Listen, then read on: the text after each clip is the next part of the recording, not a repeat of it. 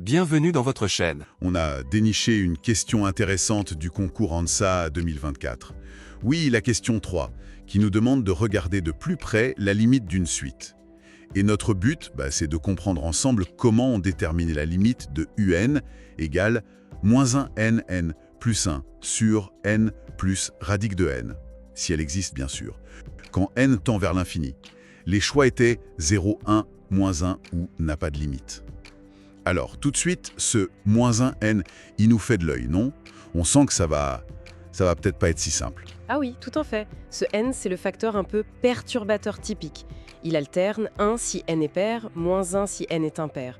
Et cette alternance, c'est vraiment ça la clé.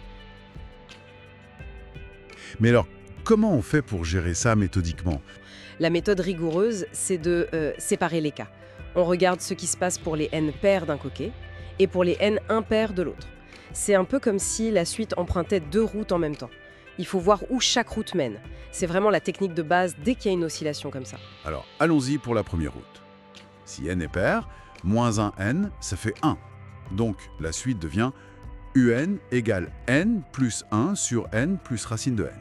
Là, ça a l'air plus standard comme limite, non? Oui, exactement. Là, on retombe sur une forme qu'on connaît mieux. On utilise la technique classique. On factorise par le terme le plus fort en haut et en bas. Ici, c'est n. Ah oui, la factorisation par n, pour voir qui domine quand n devient vraiment grand. Et les petits termes comme 1 sur n ou 1 sur racine de n, ceux-là, ils vont disparaître, tendre vers 0. C'est ça. Précisément, quand n tend vers l'infini, 1 sur n tend vers 0 et 1 sur racine de n tend aussi vers 0. Donc, après avoir simplifié par n, l'expression se rapproche de 1. Ok. Donc, pour tous les termes pairs, la suite se rapproche de 1. Mais ça, c'est que la moitié de l'histoire. L'autre moitié, les n impairs. Là, le -1n donne -1. J'imagine qu'on refait la même chose, factorisation. Tout à fait.